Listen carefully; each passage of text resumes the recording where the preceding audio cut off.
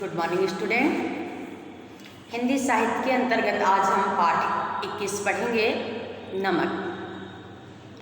इस पाठ के माध्यम से लेखिका हमें जो हमारी सहृदयता होती है अपने मातृभूमि के प्रति, जहाँ हम जन्म होते हैं लेते हैं, जहाँ पैदा होते हैं, जहाँ की माटी में बढ़ते हैं, खेलते हैं, कूदते हैं, वो किस तरह हमारे अंदर रची बसी रहती है, किस तरह हम उसके प्रति संवेदनशील रहते हैं, उससे जुड़े रहते हैं। चाहे हम कहीं चले जाएं, अपनी ज़िंदगी में हम कितनी भी दूर चले जाएं, कहीं भी चले जाएं, लेकिन वहाँ जो हम रहते हैं वहाँ का जुड़ाव हमारा कभी ख़त्म नहीं होता। वो हमारे दिल में बसा रहता है, हमारे अंदर रहता है, हमारे अंदर समाहित रहता है। चाहे कुछ भी हो जाए, जो हमारी माटी की सुगंध होती है, जो वहाँ की भाषा होती है, जो वहाँ की संस्कृति होती है, हमारे अंदर रची बसी रहती है। ये पाठ भारत पाकिस्तान के विभाजन के बाद लोगों का दर्द जो है उसको बयां करती है। किस तरह एक नया देश उभरने के बाद, जो भारत के विभाजन के बाद एक नया देश आया पाकिस्तान, तो कुछ लोग पाकिस्तान में जो रहने वाले थे, पहले तो भारत ही था, वहाँ से इधर चले आए बंटवारे के बाद, और कुछ लोग इधर से वहाँ चले गए। वो चले तो गए, लेकिन कभी भी वो जहाँ रहते थे पाकिस्तान में रहने वाले, अगर कलकत्ता से गए हैं, अगर यूपी से गए हैं, दिल्ली से गए हैं, कहीं से भी गए हैं, अगर वो चले गए लाहौर में बस गए हैं या पाकिस्तान के किसी शहर में बस गए हैं, तो अभी भी वो कलकत्ता को, दिल्ली को अपना वतन मानते हैं। वो ये नहीं कहते हैं कि भारत हमारा वतन है, पाकिस्तान हमारा वतन है। वो कहते हैं मेरा तो वतन दिल्ली है, मेरा तो वतन कोलकाता है। और जो उधर से इधर चले आए हैं, यहाँ रहने वाले हैं, वो भी लाहौर को, वहाँ के किसी शहर में जो रहने वाले हैं, उन्हीं को अपना वतन कहते हैं। वो अभी भी बटे नहीं हैं, वो अंदर से अपने शहर से जुड़े हुए हैं, रह तो यहाँ रहे हैं, जीवन जी रहे हैं, जो भी कर रहे हैं। कहने का मतलब हम जहाँ, जिस मिट्टी में हमारी जो मातृभूमि है, जहाँ हम पले बढ़े बड़े होते हैं, वहाँ से किस तरह हम जुड़े रहते हैं, उससे हम कभी दूर नहीं हो सकते हैं। हम कहीं भी बड़े हों, कितने भी आगे चले जाएं, लेकिन हमारी जो मातृभूमि है वहाँ से, वो हमारी मातृभूमि ही होती है, उससे हम कभी दूर नहीं हो सकते। हम अपनी जड़ों से कभी दूर नहीं हो सकते हैं। पाठ को प्रारंभ करने के पहले हम पाठ में जो कवित्री हैं उनका जीवन परिचय, हम जो संक्षिप्त जीवन परिचय उसको हम पढ़ लेते हैं। रजिया सज्जाद जहीर का जन्म सन 1912 ईस्वी में अजमेर में हुआ था। इन्होंने 8 वर्ष की आयु में ही लिखना शुरू कर दिया था।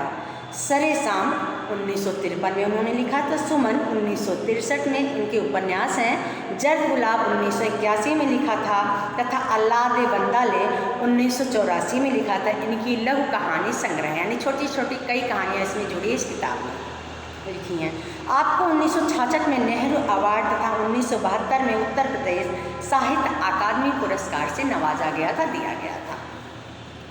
इस पाठ को अब हम पाठ को पढ़ने का, समझने का प्रयत्न करेंगे। पाठ में जो रजिया सज्जाद हैं, जो उर्दू की प्रसिद्ध लेखिका हैं, और वह जब जितनी भी उनकी कहानियाँ होती हैं, उपन्यास होते हैं, जो भी होते हैं, वो मानव अनुभूतियों को बारीक, जो हमारा हृदय होता है, जो चीज़ों को हम महसूस करते हैं, जानते हैं, हम किस तरह महसूस करते हैं, किस तरह उसको लगाव करते हैं, उनकी कहानी में वो बिल्कुल शब्दांश इतने अच्छे से बारीकी से उकेरा गया है, लिखा गया है।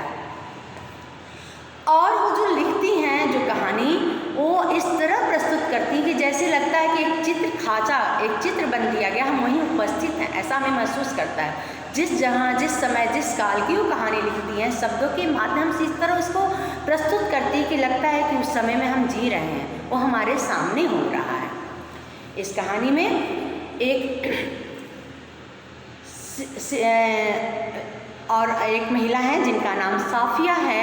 वो एक कीर्तन में, एक पूजा में गई हुई है, जहाँ उन्हें एक औरत दिखाई देती है, सिख औरत दिखाई देती है।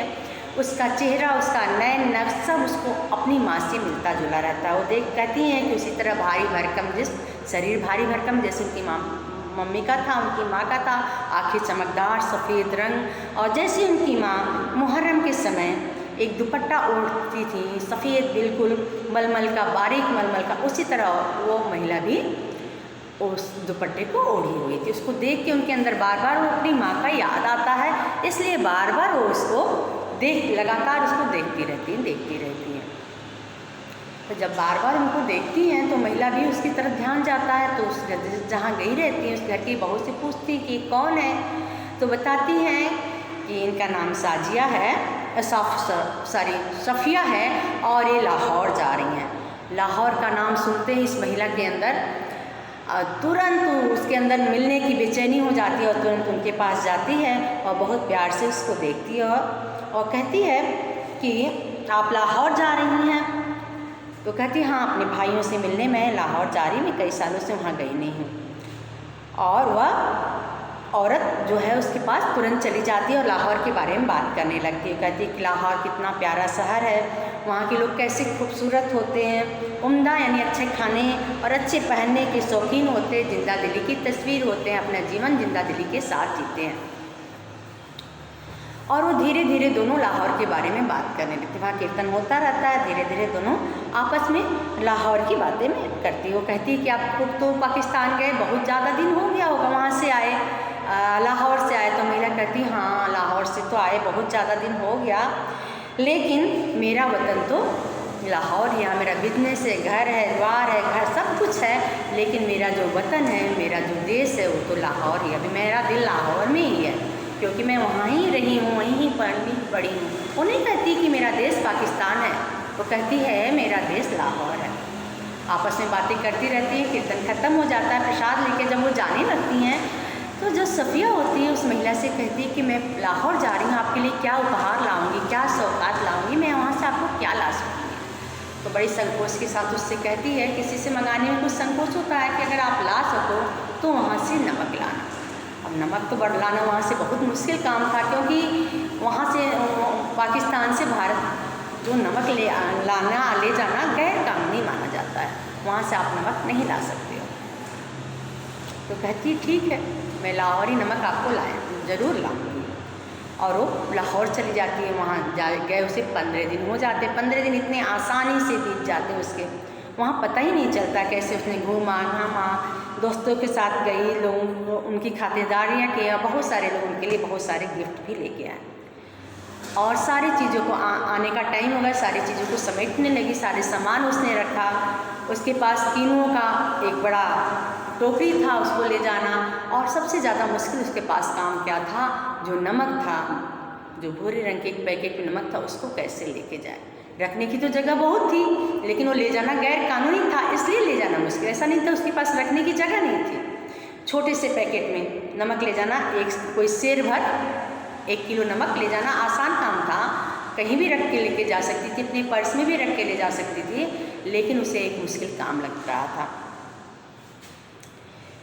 फिर धीरे धीरे वो क्या करती है, सोचती है अपने भाई से पूछती, उसका भाई बड़ा ऑफिसर रहता है पुलिस से, पूछती है कि सोचती है कि इसी से पूछ ली तो नमक कैसे ले। उसका भाई मना कर देता, कहता है तो गैर कानूनी है, आप नमक नहीं ले जा सकते हो, नमक ले जाना कानूनी है। कहती कानून की क्या बात है, और मैं कोई चोरी छुपे या कोई गैर कानूनी काम तो कर नहीं रही हूँ, या फिर इसका तस्करी करूँगी, यहाँ ले जाके बेचूँगी, मैं तो बस थोड़ा सा नमक ले जाना चाहती हूँ।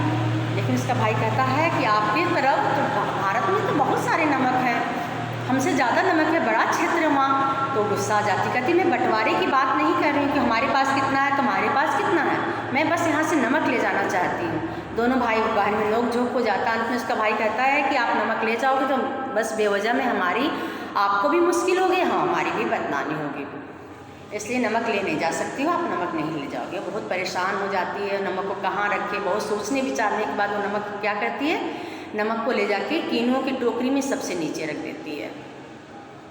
लेकिन उसे बिल्कुल अच्छा नहीं लगता, छुपा के लेके जाना बिल्कुल अच्छा नहीं। उसे लगता है जैसे अपने किसी अजीज व्यक्ति को बिल्कुल कब्र में डाल दिया है। और सारा चीज़ रख के अंत में वो सो जाती है। और वहाँ मार्च का महीना रहता है, खूब अच्छा मौसम रहता है, मौसम सुहाना रहता है, बाहर चांदनी रहती है और उससे हल्की हल्की झपकी नींद आ जाती है। लेकिन सपने में भी उसे सिख बीबी की आवाज़ आ जाती है कि उसे चिंता रहती, नमक कैसे ले जाती है, उनका चेहरा याद आ जाता है। उसके बाद धीरे धीरे उसे पाकिस्तान में जहाँ वो रही है, उसके मम्मी पापा नहीं रहते हैं, उनकी हल्की सी परछाई उसे याद आती है, उनकी याद आती है। धीरे धीरे वो सो जाती है। अंत में कीनुआ पे उसका हाथ पड़ जाता है और जग जाती है। फिर जाने की तैयारी करती है, सारा स्टेशन पे पहुंच जाती है, उसका भाई भी उसे छोड़ने जाता है। अब वहाँ जाती है तो बेचैन रहती है, उसका पूरा ध्यान उसी कीनों के टोकरी पर रहती है। उसे पता है कि सब लोग, वो जो इतने लोग हैं वहाँ किसी को पता नहीं कि इसमें नमक है, बस उसे ही पता है, लेकिन उसको जान के बेचैन रहती है कि इसमें हम चोरी से कैसे लेके जाएं। धीरे धीरे कस्टम वाले के पास चेकिंग का समय आ जाता है, वो जाती है और उसे कीनों के टोकरी में से निकाल के नमक अपने पर्स में रख लेती है। जब कस्टम वाले के पास जाती है तो क्या करती है, वहाँ बहुत सारे लोग नहीं, बहुत कम लोग रहते हैं, वहीं अंत में जाती है चेकिंग के लिए, सबके थैले चेक हो गए होते हैं। उसके पास जाती है और नमक रख देती है।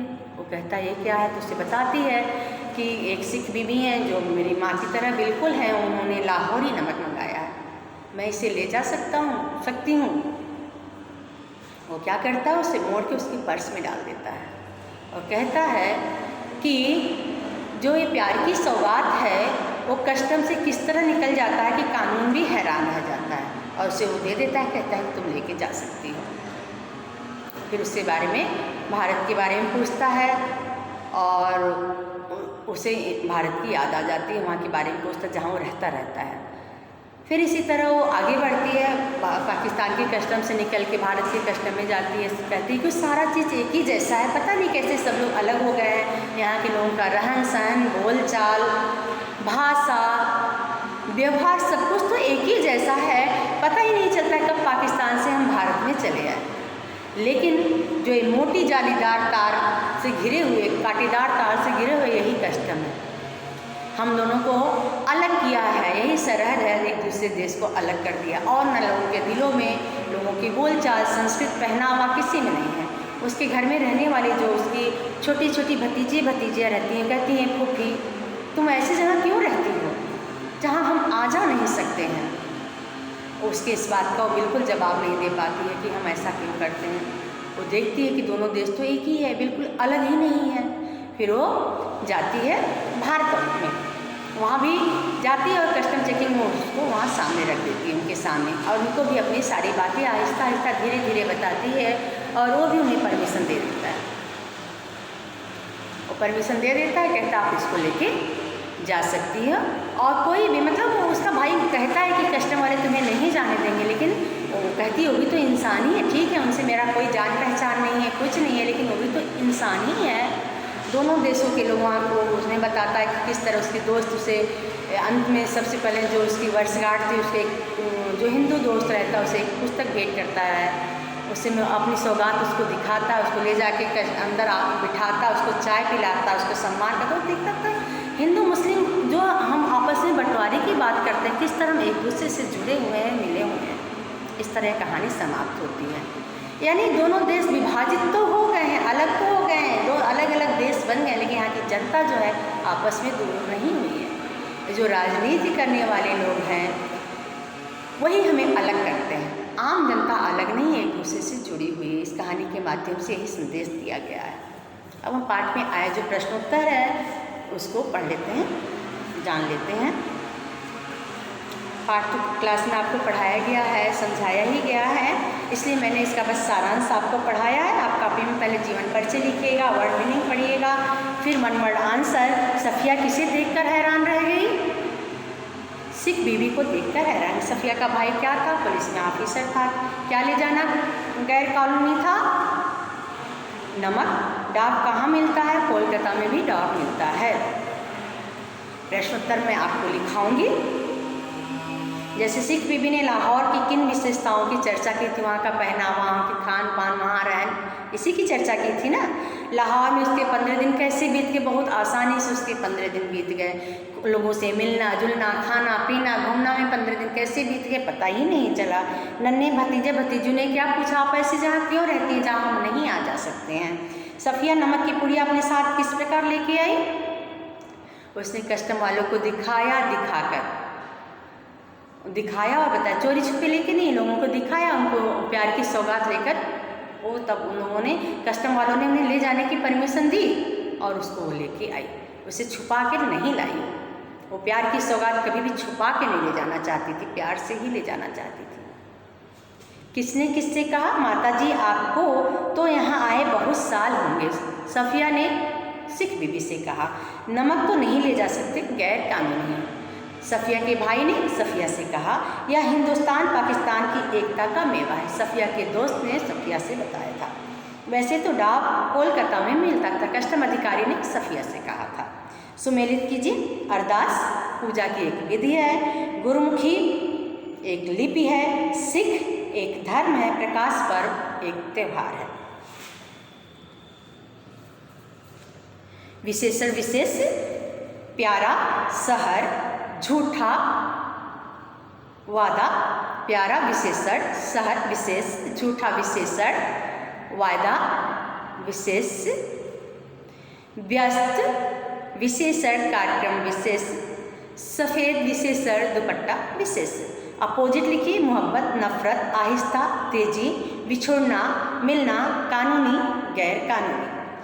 एक समान मिलने वाले जो शब्द हैं उससे आपको वाक्य बनाना। एक वाक्य में बना के बता देती हूँ। जैसे मलमल, माला माल। मलमल के कपड़े बेचकर सेठ माला माल हो गया। इसी तरह प्रसाद, प्रसाद, प्रसाद यानी पूजा में मिलने वाला प्रसाद, प्रासाद यानी महल, शोक, दुख, शौक हमारा जो कोई भी काम करने का जो हमारा शौक होता है उसे कहते हैं। कोठा, कोठी, छोटा घर, बड़ा घर।